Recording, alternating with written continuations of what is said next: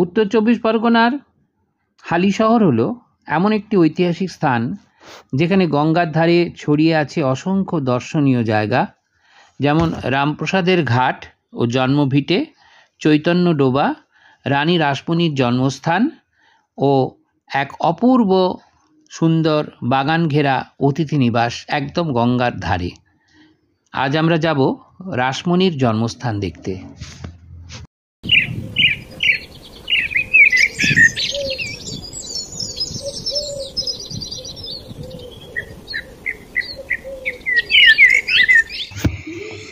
হালিশহর স্টেশনে নেমে আমরা একটা টোটো ভাড়া করলাম। হালিশহর পুরসভার গেস্ট হাউসে আমাদের আগেই বুকিং করা ছিল। মিনিট 10-এর মধ্যেই গেস্ট হাউসে পৌঁছে মালপত্র রেখে আবার ওই টোটো করেই বেরিয়ে পড়লাম আমরা রাসমণি ঘাট ও মন্দির দেখার জন্য।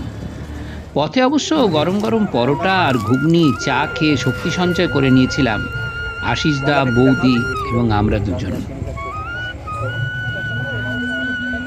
গঙ্গার ধারে রানী রাসমণির ঘাট, ওপারে দেখা যাচ্ছে রেল ব্রিজ আর ব্যান্ডেল শহর। ঘাটটি বেশ বড়, কিন্তু বেশ অযত্নেই পড়ে রয়েছে। বিশেষ দেখভাল করা যে হয় না তা বোঝাই গেল।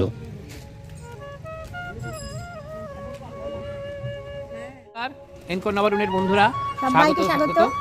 আমরা আজকে এসেছি হালিশহরে আমরা এখন এসেছি রানী রাসমণির ঘাটে।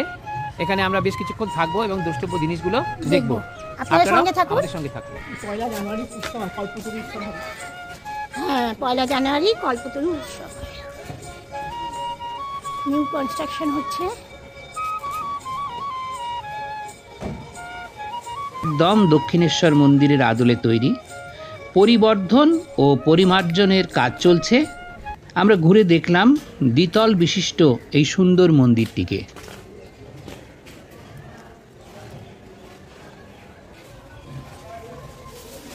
গঙ্গা নদীর সন্নিহিত খোলামেলা গ্রাম্য পরিবেশে গড়ে তোলা এই মন্দিরের সাথে যুক্ত আছে রানী রাসমণি দেবীর শৈশব স্মৃতি।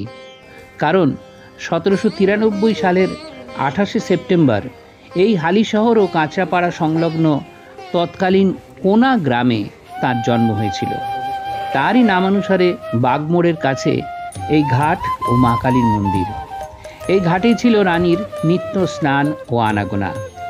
মন্দির লাগোয়া আরও কিছু শিব মন্দির, হনুমান মন্দির ইত্যাদি রয়েছে। পয়লা জানুয়ারি কল্পতরু মেলায় হাজার হাজার মানুষ এখানে হাজির হন। মন্দিরে নিত্য পূজা ও সন্ধ্যারতিও অনুষ্ঠিত হয়। দুপুরে ভোগ প্রসাদের ব্যবস্থাও আছে এখানে। যোগাযোগ করবে।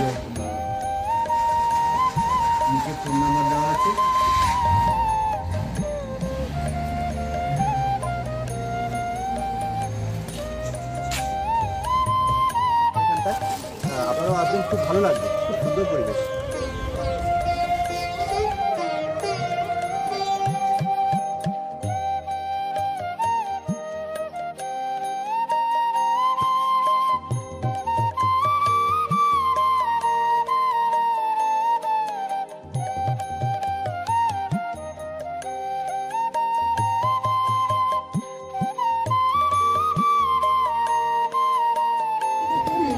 অপূর্ব সুন্দর, আর পরিবেশটা তো আরো সুন্দর। গঙ্গার ধারে মনোরম পরিবেশ। আপনারা আসবেন, দেখবেন, একদমই মন ভরে যাবে।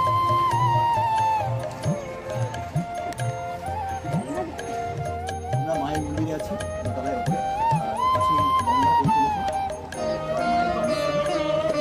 কনস্ট্রাকশন হয়েছে।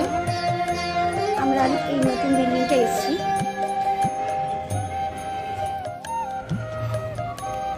রামকৃষ্ণ দেবীর অপূর্ব সুন্দর মূর্তি।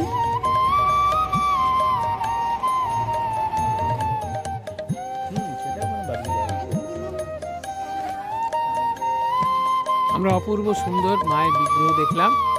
এখন রানী রাসমণির ঘাটে এসে উপস্থিত হয়েছি। রানী রাসমণি এই ঘাটে স্নান করতেন, তার বাল্যকাল এখানে কেটেছে, তার জন্মস্থান আমরা এখানে দেখলাম।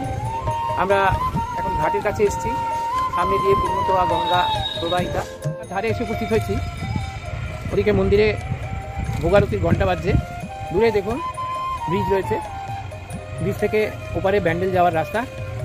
হংসেশ্বরী মন্দির ব্যান্ডেল ওপাশে রয়েছে। এই দেখুন গঙ্গা, এই দেখুন গঙ্গা।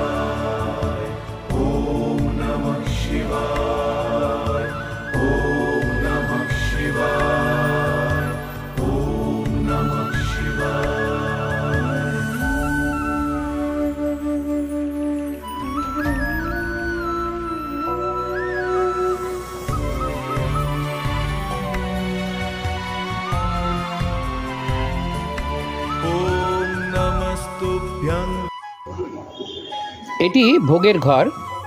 এখানে মাত্র 100 টাকার বিনিময়ে 10 রকম পদের অতি সুস্বাদু ভোগ আপনি পেতে পারেন।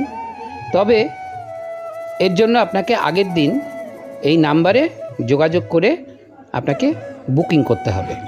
ছোট ছোট কটি ব্লগে আমরা হালিশহর ও কাঁচাপাড়ার বেশ কিছু দ্রষ্টব্য স্থান তুলে ধরব। আপনারা আমাদের সঙ্গে থাকুন। এও লাগলে লাইক ও শেয়ার করতে ভুলবেন না কিন্তু।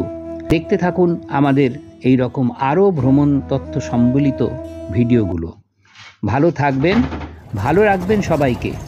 ধন্যবাদ।